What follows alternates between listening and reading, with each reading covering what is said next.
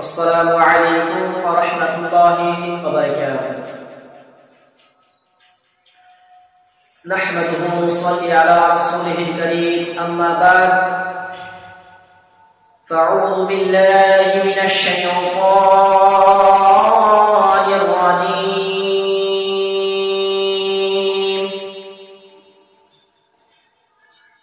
ببركة بسم الله الرحمن الرحيم.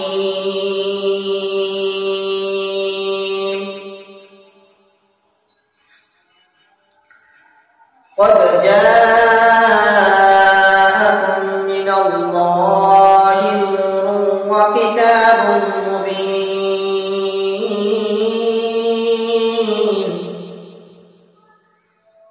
صدق الله المولانا العظيم،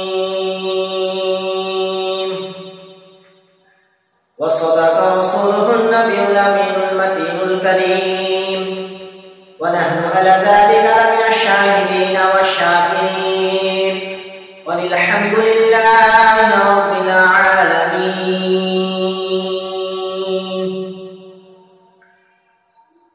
সমস্ত তারিখ ও প্রশংসা সেই করুণাময় রব্বুল আলামিন, যিনি ওয়াহদাহ এবং যিনি অসীম করুণাময়, যিনি বিচার দিনের স্বামী, যিনি ওয়াহদাহু লা শারীকা লাহু, যার কোনো শরীক নাই। সে আল্লাহর প্রতি শুকরিয়া আদায় করে উচ্চ স্বরে মুহাব্বতে পড়ি আলহামদুলিল্লাহ। তারপরে পরে আমিন আল্লাহ নুরুল তাজদারে মদিনা মুহাম্মদ মুস্তাফা মুহাম্মদুর রাসূলুল্লাহ সাল্লাল্লাহু আলাইহি ওয়াসাল্লাম, যে নবীকে সৃষ্টি না করলে আসমান ও জমিন, পাহাড় পর্বত কিছুই সৃষ্টি হতো না। এক কথায় ৮০০০ মাখলুকাত সৃষ্টি হতো না। যেই নবীকে সৃষ্টি না করলে কিছুই সৃষ্টি হতো না। যেই নবীকে সৃষ্টি না করলে কোনো কিছুই সৃষ্টি হতো না। সেই নবীর প্রতি দরুদ সালাম বর্ষিত কর্পিত হোক নাজিল আল্লাহুম্মা আমিন। যাই হোক, আপনাদের সম্মুখে কুরআন কারীমের মধ্যে হইতে একটি আয়াত কারিমুল্লাহ আমি পেশ করেছি। সেই আয়াতটি এই যে কদ জাআকুম মিনাল্লাহি নূরুন ওয়া কিতাবুন মুবিন। আমার আল্লাহ পাক ইরশাদ করছেন, আমার আল্লাহ পাক আল্লাহর বান্দাদেরকে বলছেন, হে বান্দা তোমরা শুনে রেখে দাও, আমি তোমাদের মধ্যে এক টুকরো নূর এবং একটি রওশন কিতাব পাঠিয়েছি। একটি রওশন কিতাব পাঠিয়েছি, একটি নূর পাঠিয়েছি। সেই নূরটির নাম কি? সেই কিতাবটির নাম কি? সেই কিতাবটি কোন ধর্মের মধ্যে আছে? সেই নূরটি কোন ধর্মের মধ্যে আছে? আল্লাহ কোরআনকে আপনি জিজ্ঞাসা করুন। আল্লাহ কোরআনকে জিজ্ঞাসা করুন, আল্লাহ কোরআন বলে দেবে, আপনাকে উত্তর দিয়ে দেবে। তো সর্বপ্রথম আমি কোরআনকে জিজ্ঞাসা করছি। কোরআনকে আমি জিজ্ঞাসা করলাম, এ কোরআন তোমার নাম কি? আমি কোরআনকে জিজ্ঞাসা করলাম, কোরআন তোমার নাম কি? কোরআন বলছে বাল হুয়া কুরআনুন মাজিদ। বাল হুয়া কুরআনুন মাজিদ। তুমি কোথায় ছিলে? ফি লাওহিল মাহফুজ। আমি আল্লাহ পাকের কাছে আমি সুরক্ষিত ছিলাম। তো আপনি কোরআনকে জিজ্ঞাসা করুন। সূরা আল-মাইদার মধ্যে বলছে, ঘোষণা দিচ্ছে আল্লাহ, কদ জাআকুম মিনাল্লাহি নূর। এই বান্দা তোমরা শুনে রেখে দাও, আমি তোমাদের মধ্যে এক টুকরো নূর পাঠিয়েছি। সেই নূরটির নাম হচ্ছে নূরে মুহাম্মদ রাসূলুল্লাহ সাল্লাল্লাহু আলাইহি ওয়াসাল্লাম। তো বোঝা গেল ব্রাদার, তো আল্লাহ পাক সূরা মাইদার মধ্যে আল্লাহ পাক বলছে নবীকে নূর ঘোষণা করছে। তো একদল বলছে নবী মাটির, একদল বলছে নবী নূর। একদল বলছে নবী মাটির, একদল বলছে নবী নূর। তো আমি এই বারেলির ইমামকে জিজ্ঞাসা করলাম, এই ইমাম আহমদ রেজা, আপনি বলুন নবী নূর না মাটির? তো ইমাম আহমদ রেজা বলছে, तेरे नस्ल पाक में है बच्चा बच्चा नूर का, तेरे नस्ल पाक में है बच्चा बच्चा नूर का, तू ही अहले नूर, तेरा सब घराना नूर का। सुभान अल्लाह। ইমাম আহমদ রাজা বলছে।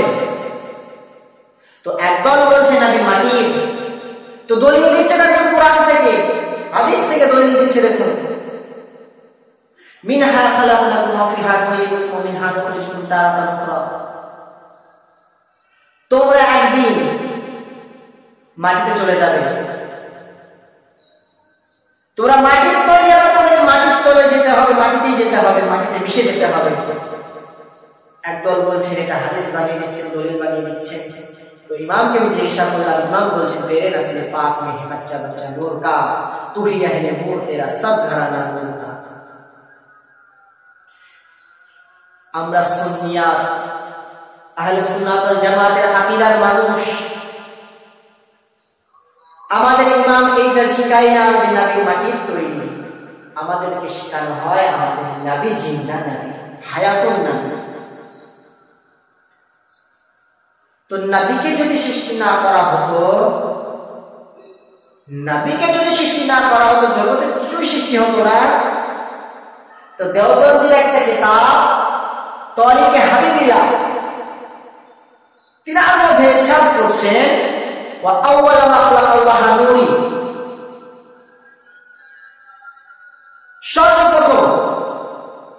সর্বপ্রথম ইরশাদ করছেন যে আল্লাহ পাক আমার নবীর নূরকে সৃষ্টি করেছে। তাহলে এখানে বোঝা গেল যে একটা দেওবন্দি আলেমের কিতাবের মধ্যে বোঝা যাচ্ছে যে নবী নূরের তৈরি। সেই দেওবন্দি আলেমকে আমি জিজ্ঞাসা করলাম, এ মাওলানা, এ দেওবন্দের বড় একটি মাপের আলেম, আপনি বলুন নবীকে কিসের জন্য আপনি নূর বলছেন? নবীকে কিসের জন্য আপনি নূর বলছেন? উনি আমাকে বলছেন এটা বুখারী শরীফের হাদিস আমি তুলেছি, এটা এর হাদিস আমি তুলেছি। তো উনি বলছেন নবীকে নূর, তা আমরা কেন নবীকে নূর বলতে পারি না?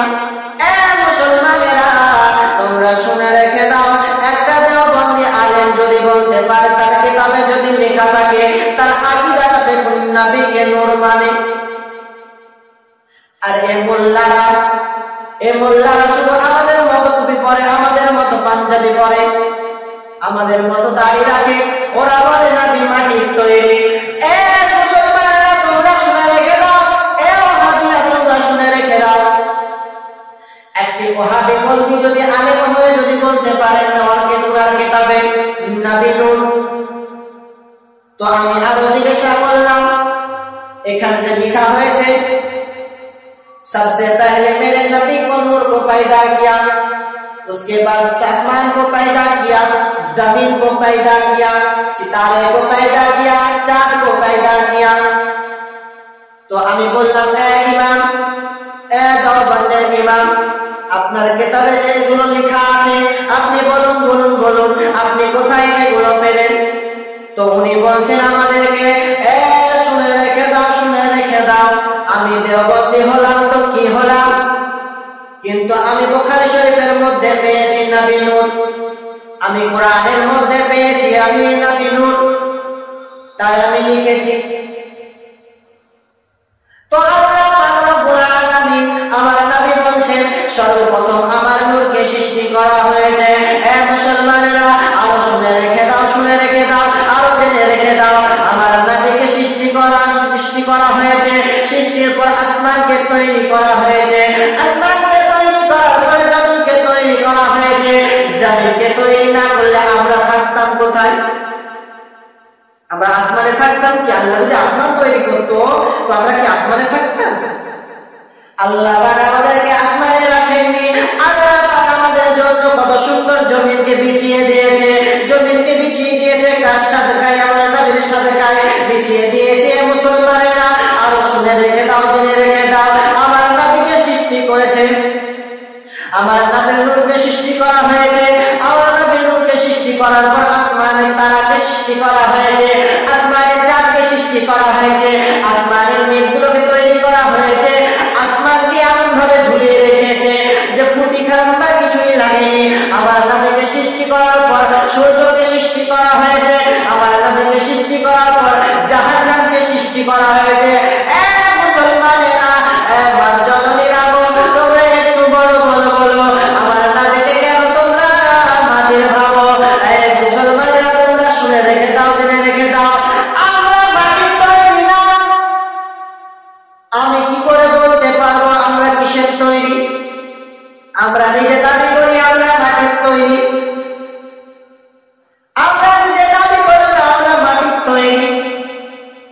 তো মানুষ দেখুন কয় প্রকার, মানুষ হচ্ছে 6 প্রকার। ও কি কি দেখুন, আল্লাহ রাসূলকে কিভাবে বানানো হয়েছে, কি দিয়ে বানানো হয়েছে। 1 নম্বর দেখুন, আল্লাহ রাসূলকে নূর দিয়ে বানানো হয়েছে। আহলে সুন্নাত ওয়াল জামাতের মানুষেরা মানে নবী নূর, তাই আমিও বললাম নবী নূর। আপনি তারপরে দেখুন ঈসা আলাইহিস সালামকে কিসে তৈরি করা, ঈসা আলাইহিস সালামকে কিভাবে তৈরি করা হয়েছে, কি দিয়ে তৈরি করা হয়েছে। ঈসা আলাইহিস সালামকে ফু দিয়ে তৈরি করা হয়েছে কিংবা হাওয়া দিয়ে তৈরি করা হয়েছে। আপনি আদম নবীকে দেখুন, আদম নবীকে অনেক জোড়া অনেক রকম কথা বলে তিনি নবী কিনা, তিনাকে মাটি দিয়ে তৈরি করা হয়েছে। মা হাওয়াকে দেখুন হাড্ডি দিয়ে তৈরি করা হয়েছে, হাড্ডি দিয়ে তৈরি করা হয়েছে। ইবলিসকে দেখুন তৈরি করা হয়েছে আগুন দিয়ে।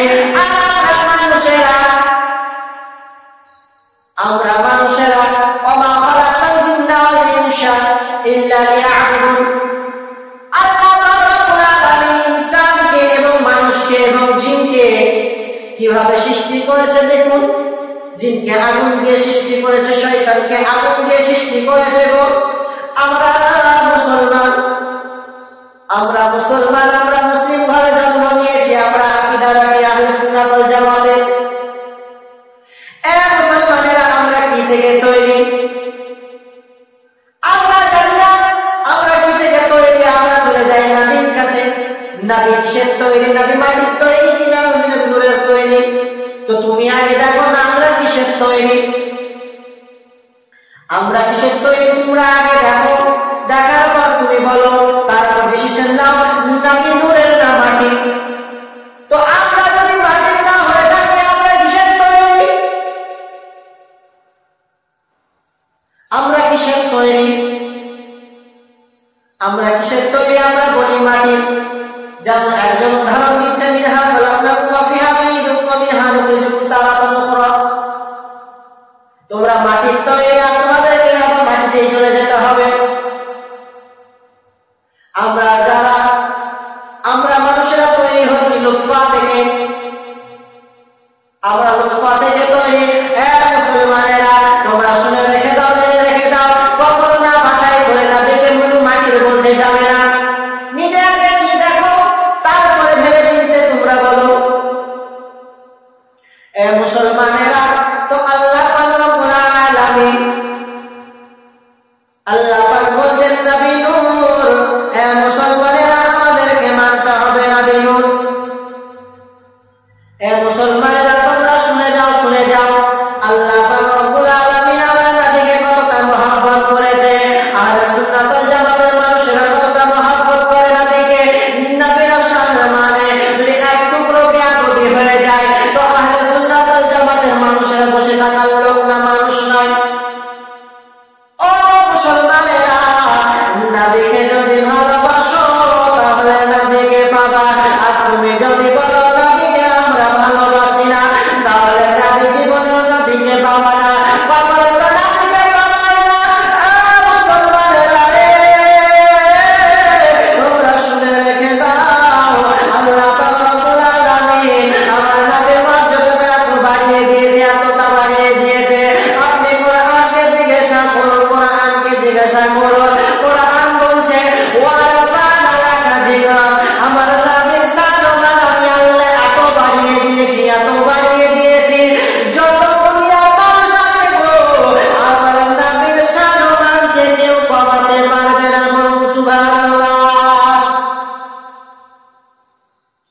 তাহলে বোঝা গেল আবার আল্লাহ তাআলা নবীর শানকে কতটা বাড়িয়ে দিয়েছে, মর্যাদাটা কত বাড়িয়ে দিয়েছে। মুসলমানেরা আমার নবীকে ভালোবাসো তো আখিরাতে ফল পাবে, ফুলসেরাতে ফল পাবে। যারা যারা নবীর সঙ্গে জান্নাতে যেতে চাও তো নবীর দিকে চলে এসো, নবীর দিকে চলে এসো, নবীর দিকে এগিয়ে যাও, নবীর দিকে এগিয়ে যাও। আমরা মুসলমান হয়ে এখন করি না কি, এখন দেখুন বেল্লার সরজমিনে আমার আল্লাহর নামে কত বেয়াদবি ভাষা করা হয়েছে, নবীর নামে কত খারাপ কথা বলা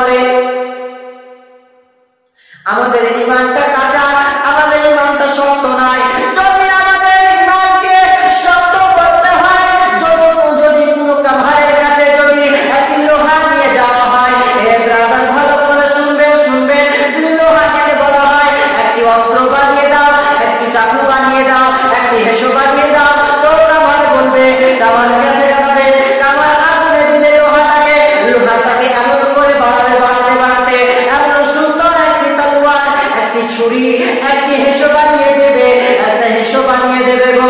তেমনি আমাদেরকে এত পিঠে পিঠে আমাদেরকে ইমানটাকে শক্ত করতে হবে। মুসলমানেরা, আমাদের ইমানকে কামজোর করে দেওয়া যাবে না। আমাদের ইমানটাকে এমন করে শক্ত করতে হবে গো, এমন করে শক্ত করতে হবে, যদি কোনো বেধর্মী এসে আমাদের বিরুদ্ধে লড়ে তো আমরা আমাদের ইমানের বলে তাদেরকে রুখে দেওয়া হবে। সুবহানাল্লাহ। তাহলে বোঝা গেল, একটি তামাকে যদি একটি লোহা দেওয়া হয়, কামারটা কত মেহনত করে আগুন দিয়ে হাতে ফসকাও পড়ে যায়, হাত দিয়ে বাড়াতে বাড়াতে হাতে ঘাটাও পড়ে যায়। তো সেই লোহাটাকে এমন ভাবে বাড়িয়ে বাড়িয়ে একটি চাকু বানিয়ে দেয়, একটি অস্ত্র বানিয়ে দেয়। তো তেমন আমাদেরকে আমাদের ইমানকে এমন ভাবে ঘষতে হবে যেন একটু ছেদ না থাকে, একটু খুঁত না থাকে। তাহলে বোঝা গেল আমাদের ইমানটাকে ওইভাবে রাখতে হবে। মুসলমানেরা, তোমরা শুনে রেখে দাও, জেনে রেখে দাও, একবার জানো নয়, একবার জানো কিন্তু মানো। তোমরা যাও নবীর বিরুদ্ধে যদি কেউ কথা বলে, আমরা মুসলমান রুখে দাঁড়াবো কিনা, ঠিক কিনা? মুসলমানেরা, আজ দেখুন, আজ বেলদানার সারে জামিনে এরকম হচ্ছে, আজ ফিলিস্তিনের সারে জামিনে আপনি দেখুন কত মানুষ, কত মহিলা, কত বাচ্চা শহীদ হয়ে গেল। তো আমরা মুসলমান ইন্ডিয়া থেকে কি করলাম? আমরা ওই ফিলিস্তিনের মানুষের জন্য একটু দোয়া করলাম। কত মানুষ শহীদ হয়ে গেল নবীর মসজিদুল আকসাকে বাঁচানোর জন্য, কত মুসলমান শহীদ হয়ে গেল, কত বাচ্চা শহীদ হয়ে গেল, কত মা বোনেরা শহীদ হয়ে গেল, কত ভাই বোনেরা শহীদ হয়ে গেল, কত দাদা দাদি শহীদ হয়ে গেল। তাদেরকে কবর দেওয়া হলো গো। আরে মুখে সহে না। আয় আল্লাহ পাক রব্বুল আলামিন গো, আমাকে যদি এমন একটু পাওয়ার দিতে, তো আমি ফিলিস্তিনের সারে জামিনে গিয়ে, আমি বেলদানার সারে জামিনে গিয়ে, আমি মুসলমান হয়ে, আহলে সুন্নাত ওয়াল জামাতের মানুষ হয়ে, আমরা নবী প্রেমিক হয়ে, আমরা নবীর আশিক হয়ে, আমরা হুসাইনের গোলাম হয়ে, আমরা আউলিয়ার গোলাম হয়ে, আমরা তার খিদমতে, আমরা নবীর ঝান্ডা নিয়ে সেই জায়গায় চলে যেতাম। সেই জায়গাকে যতক্ষণ পর্যন্ত বিজয় না করতাম, আল্লাহ রাব্বুল আলামিন, আমরা নবীর আশিক বলে দাবি করতাম না, আমরা নবীর উম্মত বলে দাবি করতাম না। আল্লাহ রাব্বুল আলামিন, বান্দারা, তোমরা শুনে রেখে দাও, জেনে রেখে দাও, আমরা যতক্ষণ পর্যন্ত আমরা বাইতুল মুকাদ্দাসকে আমরা যতক্ষণ পর্যন্ত জয় না করতে পারতাম, ততক্ষণ পর্যন্ত আমরা নবী প্রেমিক দাবি করতাম না। যখন পর্যন্ত আমরা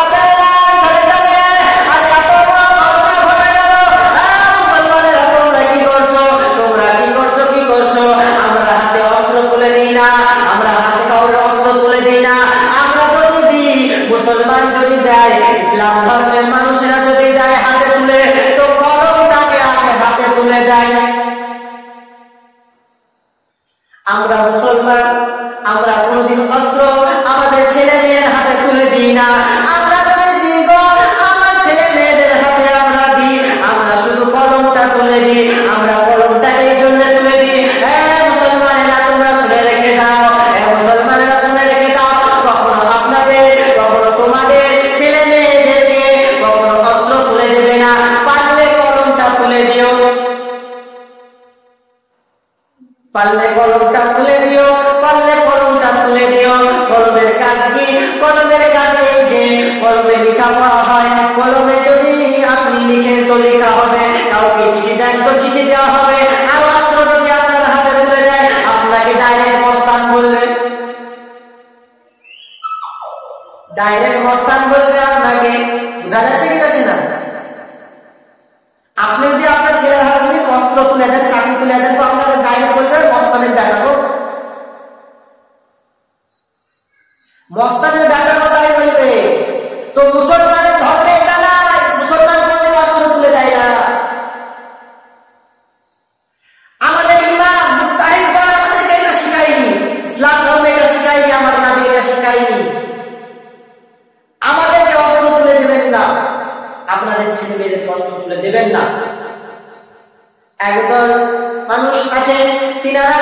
বিরুদ্ধে, ইসলামকে ধ্বংস করে দেব, মুসলমানদেরকে দেব না, মুসলমানদেরকে এই জমিনে রাখবো না, মুসলমানদেরকে কোনো জায়গায় রাখবো না, তার জন্য কিনাদের ছেলে মেয়েদের হাতে অস্ত্র তুলে দিচ্ছে, তরবারি দিয়ে অস্ত্র দিয়ে দিচ্ছে, অস্ত্র দিয়ে দিচ্ছে।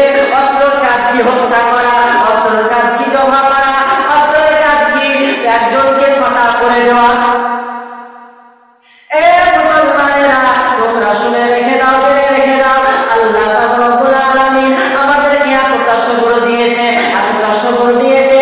যদি কোনো মুসলমান ঘরের যদি কোনো ছেলেকে, যদি কোনো মেয়েকে, যদি কোনো বেধর্মীরা যদি হত্যা করে দেয়, মুসলমানেরা শুনে রেখে দাও, বেধর্মীরা তোমরা শুনে রেখে দাও, আমাদেরকে এত আল্লাহ আমাদেরকে শান্তি দিয়েছে, এত আমাদেরকে আল্লাহ ক্ষমতা দিয়েছে, এত আল্লাহ আমাদেরকে সবর করতে দিয়েছে, এত আল্লাহ আমাদেরকে সবর করতে বলে।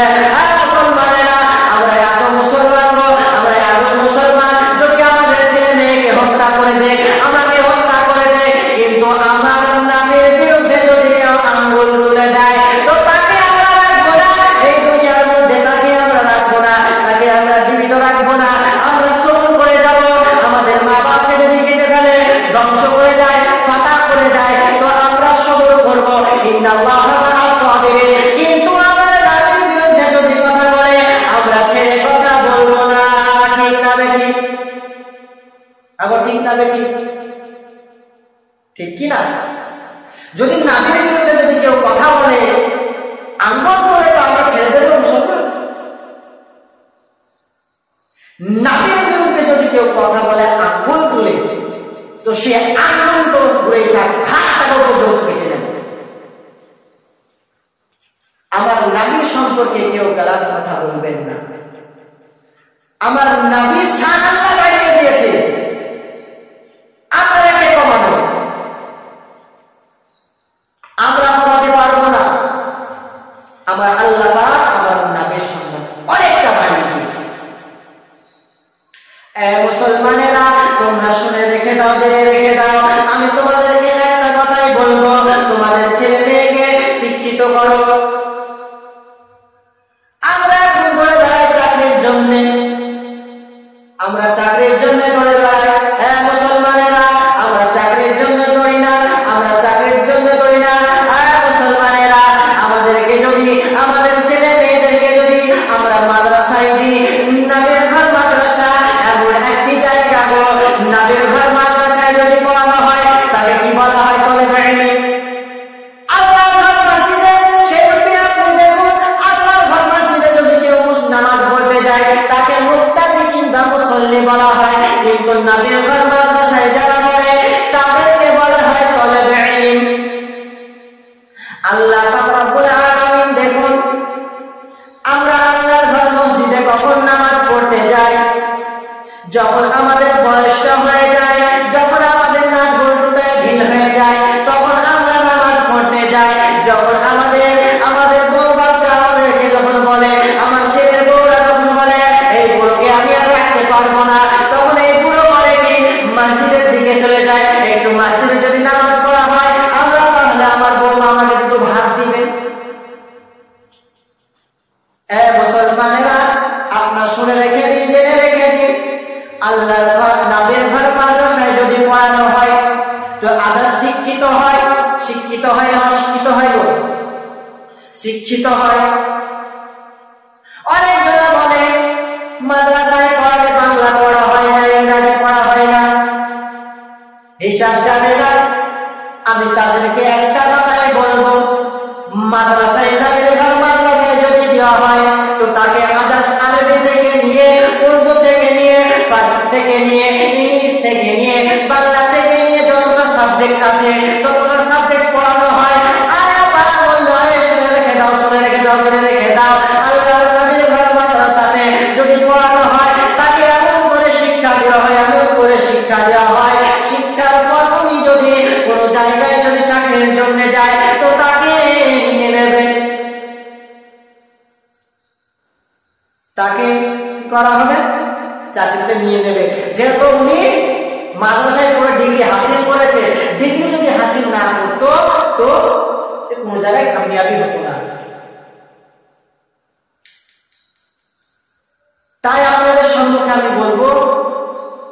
কেউ আমার নবীর বিরুদ্ধে কথা বলবেন না, নবীর দিকে আঙ্গুল তুলবেন না। আমার নবী জিন্দা নবী, হায়াতুল নবী। আমার নবী গুটি গুটি হাতে ভিড় দেয়।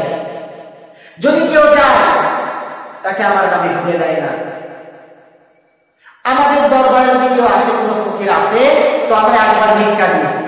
নবীর যদি দরজা, যদি 100 যদি দরজা থাকে, তো যখন সেই ফকির যে দরজার সামনে যাবে, আমার নবী তবার ভিক্ষা দিবে। তাহলে বোঝা গেল আমার নবীর শান মান এতটা বাড়িয়ে দিয়েছে। আমার নবীকে এমন ভাবে তৈরি করা হয়েছে, তো বলে শেষ করতে পারবো না। যাই হোক, অনেক আলোচনা করলাম। ভাষার মধ্যে যদি ভুল ত্রুটি হয়ে থাকে তো ক্ষমা প্রার্থী। আলহামদুলিল্লাহি রাব্বিল আলামিন। আসসালামু আলাইকুম ওয়া রাহমাতুল্লাহি ওয়া বারাকাতুহু।